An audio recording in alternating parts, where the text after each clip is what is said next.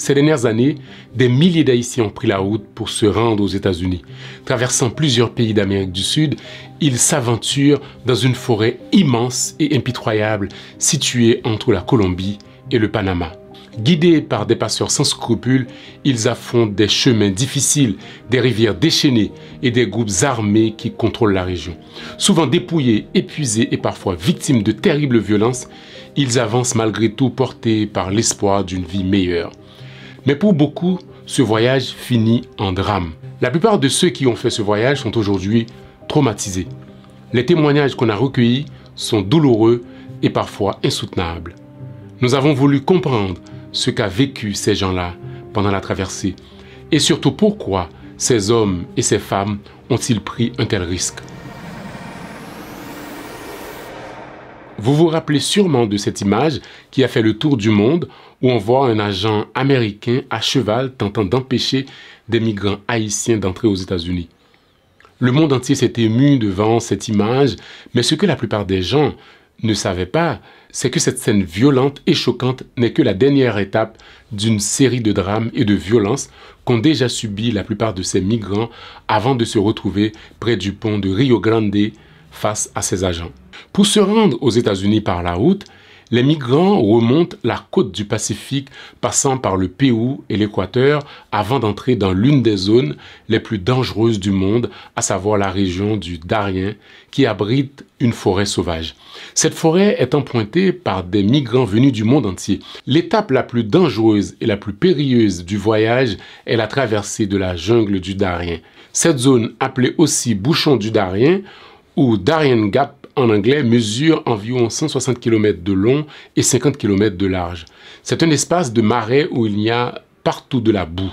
Et pourtant, des groupes de migrants haïtiens, sacs au dos et enfants à bout de bras, empruntent ces kilomètres de chemins dangereux où pullulent serpents venimeux et insectes porteurs de maladies. C'est une zone montagneuse qui nécessite des montées et descentes incessantes. Il faut traverser des fleuves parfois dangereusement. Beaucoup de personnes sont mortes par noyade pendant les traversées, souvent des enfants. Et les chutes de falaises sont très courantes. Dans ces conditions extrêmes, une entorse peut sonner la fin du voyage et la condamnation à mort du voyageur. Pour leur voyage, les migrants font généralement appel à des passeurs qu'on appelle des coyotes. Mais ces guides ne sont pas toujours fiables. Le service d'un guide peut coûter cher et les prix augmentent constamment et souvent à la gueule du client ou selon son pays d'origine. C'est un énorme business contrôlé par des réseaux bien organisés. Les Haïtiens sont une cible privilégiée des gangs criminels parce qu'on raconte qu'ils voyagent avec beaucoup d'argent en liquide. Pendant le voyage, impossible de cuisiner. Les migrants se nourrissent des quelques maigres provisions qu'ils amènent avec eux et des pastilles pour purifier l'eau. Il faut savoir aussi que l'intensité des efforts physiques dans cette situation où on est sous-alimenté cause un épuisement extrême qui peut vite causer la mort car il faut marcher 10 heures par jour dans la boue en faisant des montées et descentes incessantes de montagnes abruptes, sans oublier les nombreux fleuves qu'il faut traverser. Dans cette forêt inhospitalière, les gens meurent aussi du chikungunya ou du paludisme. Une piqûre de moustique peut causer de la fièvre ou des diarrhées et c'est la mort assurée, car il n'y a absolument aucun moyen de se faire soigner par un médecin. Un jeune Haïtien qui a fait la route du Chili jusqu'aux États-Unis nous a raconté les horreurs qu'il a vécues. Il a souhaité rester anonyme. Nous l'appellerons donc Bertrand. Après avoir vécu 5 ans au Chili, où il a obtenu le statut de résident, Bertrand nous a confié que tout allait plutôt bien pour lui. Mais à partir de 2023, la situation économique du pays s'est dégradée et le coût de la vie a fortement augmenté. Et c'est là qu'il a décidé de quitter le Chili pour les États-Unis. Encouragé par les récits de ceux qui ont réussi le trajet périlleux, il décide un jour de tenter sa chance. Difficulté assez dans la forêt parce que c'est là un peu le monde perdu la vie, c'est là et l'eau beauté monde. Moi-même normalement moi fait dans la GA dans la forêt moi fait et 3 jours me fait marcher dans la forêt ou pas ouais caille ou pas rien seulement ouais pied bois ouais c'est là ouais terre ou pas ouais caille ou pas rien et avec pourtant des bruits bêtes tout parfois il y a des gens qui arrivent qui malade, ils pas qu'à marcher encore et obligé si chance pour jeune secours l'autre monde qui passer et donc comme si continuer faire route là c'est chance monde là et monde qui dans falaise qui glisser parce que ou monter mon ou descendre mon ou traverser rivière gros rivière parfois les laves tomber rivière remonter et si ou pas tant la pluie a passé et tant rivière a baissé et ou pas traverser même le la pluie va tomber vous supposez qu'on côte dans mon vous traverser ça veut dire pour qu'un bon code et puis ou traverser 6 ans capé au chapé ou mais on assurer dans code là pour pas aller ou joindre avec tout mon mafia qui abrace dans forêt à tout parce que yo vinn cacher dans forêt parce que on connaît des milliers de monde qui traverser chaque jour qui gagne comme dans mais yo. Bertrand décrit des scènes insoutenables qu'il a vues pendant le voyage. Moi ouais monde qui mourit moi monde qui pas qu'à marcher tout gagne des couples qui voyagent ensemble là où vient dans forêt yo dispersé parce que yon là dans un problème il y a une difficulté pour marcher j'aime dire là et yon a quitter l'autre ou joindre avec tout monde qui est armé qui même violé ni fini garçon et pendant que j'arrive au Mexique on t'a parlé avec une demoiselle et yo tiré Marie devant et puis lui-même il continuait. Souvent, les Haïtiens ou les Haïtiennes qui ont subi ces violences n'en parlent pas, soit par pudeur, soit pour protéger leurs proches. L'historien Georges-Éddy Lucien a voulu comprendre le profil de ces migrants qui a vécu ces choses si horribles. Il s'est rendu aux États-Unis et a mené une enquête auprès de ces migrants haïtiens. L'homme a fait interview dans la zone 2021 et pour les petits monde qui fait dans la zone, surtout Indianapolis, c'est des gens qui gagnent 1 an, 2 ans, 3 ans, qui montrent que son migration récente. Et il y a 2 rencontres qui faites, c'est pendant la grande traversée. Il y a des couples qui construisent, c'est pendant la grande traversée. Et grande traversée, l'arrivée tout, il y a un gros problème, il y a une question de Timoun, il y a une spéculation sur Timoun. Parce que il semblerait que les Américains, l'arrivée Mexique pour passer, et puis, il y a un parti pris pour les gens qui gagnent Timoun. Donc, les gens qui ne gagnent Timoun, a cherché à acheter Timoun. A cherché, l'autre monde a essayé de voler Timon pour vendre toute une spéculation autour de Timon. Les survivants de la traversée qui sont souvent traumatisés doivent parfois vivre avec des remords. Sur la route, ils ont dû faire des choix difficiles pour leur vie et celle de leurs proches. Leur conscience n'est pas en paix. Et parce qu'il y a des cas vraiment qui sont très, très, très difficiles. Par exemple, moi, je rencontre un monsieur, madame ni et madame ni, eux deux, ils ont traversé son rivière et puis tous les deux presque noyés. Donc, entre madame ni et l'autre dame, non, et puis il prend madame ni. Mais la gardé l'autre là qui a noyé. Donc, c'est des situations qui vraiment difficiles. D'un côté que, un groupe de monde qui vraiment soif, et puis ils tombent sur une rivière. Et puis ils prennent de l'eau, et puis il y a des gens qui ont un galon qui prennent de l'eau. Et puis l'air a avancé, il y aurait des gens qui mourent en l'air. Et puis tout le monde commence à jeter de l'eau. Et puis, ils vont dans un monde qui est plus difficile. Et puis, il faut monde qui soif. Et puis, pour gagner une dame qui presque mourit parce qu'elle soif. Et puis, mon cap enquêté a dit, si reste de l'eau qu'il gagne, seulement il gagne pour petit bébé, il pas capable. Et puis, monsieur pas choisi entre bébé et mon nom, et puis mon nom mourit. Et ou il y a l'impression que les labdis le rend, c'est comme si on n'a pas jamais résoudre le problème ça. C'est des choix qui étaient faits là par rapport à Jean que l'a expliqué là. Il y a beaucoup de drames et beaucoup de vies brisées parmi ces migrants. Mais il y a aussi de la solidarité. Pour son voyage, Bertrand a dû payer un guide qui l'a accompagné une partie du chemin, mais qu'il a ensuite abandonné avec les autres migrants.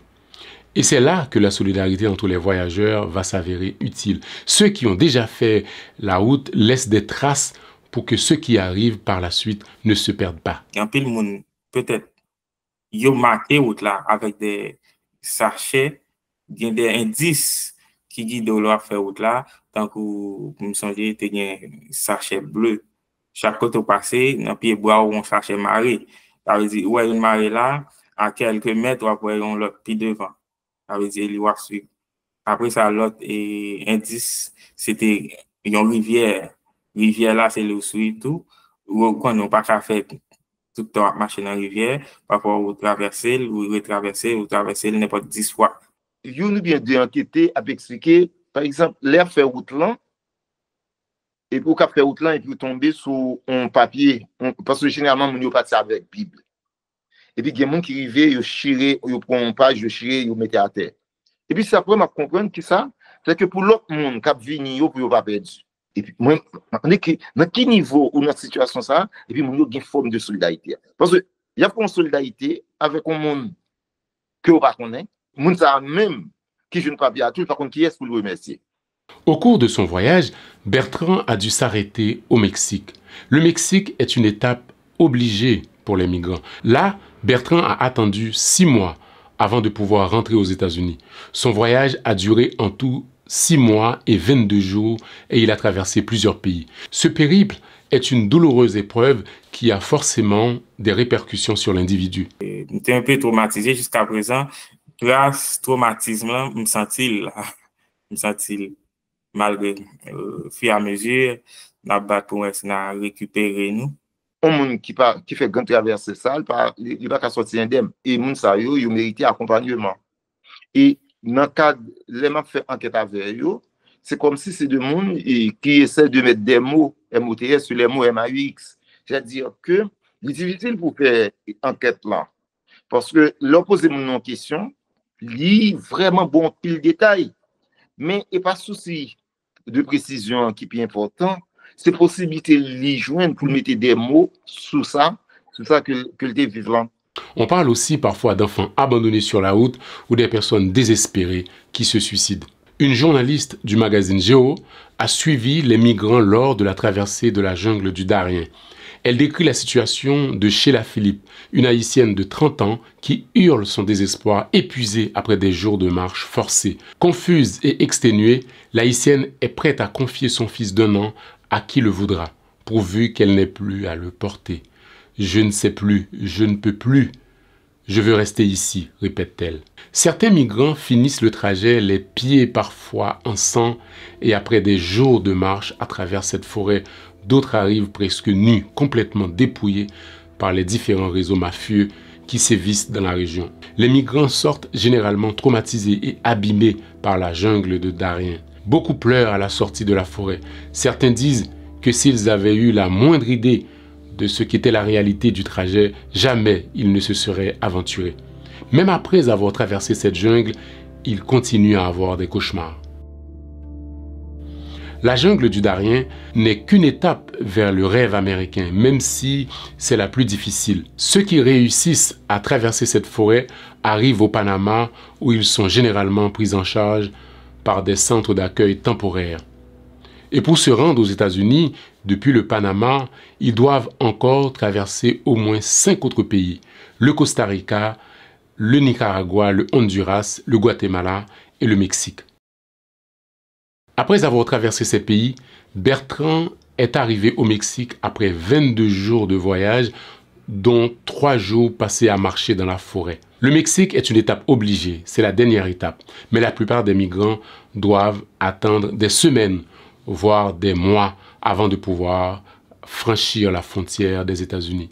Bertrand a attendu 6 mois au Mexique. Il a vécu de petits boulots à droite à gauche, tout en guettant l'occasion de traverser la frontière. Et sa patience finit par payer. Il a fait une demande d'asile à la frontière entre les États-Unis et le Mexique grâce à l'application CB1. Sa demande a été acceptée et Bertrand vit aujourd'hui aux États-Unis. Mais avec l'arrivée de Donald Trump, il craint pour son statut. Bertrand nous a confié que malgré tout ce qu'il a vécu, si c'était à refaire, il referait ce même voyage en risquant sa vie plutôt que de retourner en Haïti. Comme pour Bertrand, la plupart de ces migrants qui sont arrivés aux États-Unis par la route étaient déjà installés pendant des années dans d'autres pays d'Amérique du Sud, que ce soit le Brésil, le Chili ou l'Argentine, où ils pouvaient vivre plus ou moins tranquillement. Pourquoi diable prennent-ils ce risque fou? Certains ont travaillé très dur dans ces pays-là pendant des années pour économiser de l'argent afin de financer ce voyage périlleux vers les États-Unis. Pourquoi un tel risque? Pour l'historien Georges-Édile Lucien, la réponse est évidente. Les migrants ont été contraints de partir soit pour des raisons économiques ou à cause des changements politiques de certains de ces pays de l'Amérique du Sud et qui ont durci leur politique d'immigration. Voyager en lui-même, c'est pas un choix, c'était une obligation. D'une part, il y a du travail, mais d'autre part, commencer une série de répression par rapport avec Haïtiens. Parce que généralement, les grandes crises en un pays, que ce soit ou qu'à prendre en période de l'occupation, Haïtiens qui dans le Cuba au Brésil, à partir de crises sucrées, prix sucre a baissé dans les années 20. Donc, on va voir que par le gain de répression à Cuba et en République dominicaine contre Haïtiens. Et ça aurait les deux trop plein. C'est-à-dire que quand il y a une crise économique, que migrants, c'est lui-même que il a utilisé tout comme bouc émissaire. Le choix d'un voyage aussi dangereux est souvent motivé par un mélange d'espoir et de désespoir. Il y a un côté où les gens se disent « je n'ai rien à perdre ». Pour certains, rester dans leur situation actuelle signifie une mort lente ou l'impossibilité de subvenir aux besoins de leur famille. Mais il existe d'autres aspects beaucoup plus profonds de la question. Et ces aspects touchent à ce qu'on pourrait appeler le mythe du rêve américain. Les États-Unis représentent pour beaucoup un symbole d'opportunité, de richesse et de sécurité. Ces migrants, au fond, cherchent une vie stable et aspirent à travailler dans un pays où leurs efforts seront récompensés, ce qui est tout à fait légitime. S'il est vrai que la plupart ont été contraints de quitter certains pays d'Amérique du Sud où ils étaient installés, ça n'a pas été le cas de tout le monde. D'autres quittent leur pays avec pour destination les États-Unis. Quel que soit le pays qui les accueille, ce sera toujours une escale, une étape. Le but du voyage, ce sont les États-Unis. Mais ce rêve américain a coûté cher à certains. En chemin, il y en a qui ont laissé leur peau. D'autres victimes de violences sont traumatisées à vie. Quelle est la situation aujourd'hui après l'élection de Donald Trump? Les Haïtiens continuent-ils d'emprunter les routes du Darien? On ne dispose pas de données fiables là-dessus, mais d'après nos informations, le nombre de migrants traversant la forêt a chuté de près de 40%. Cette baisse du flux migratoire est attribuée à plusieurs facteurs, dont des mesures de fermeture de points de passage par le gouvernement du nouveau président panaméen José Raúl Mulino. Merci d'avoir suivi cette émission. Prenez soin de vous. À bientôt.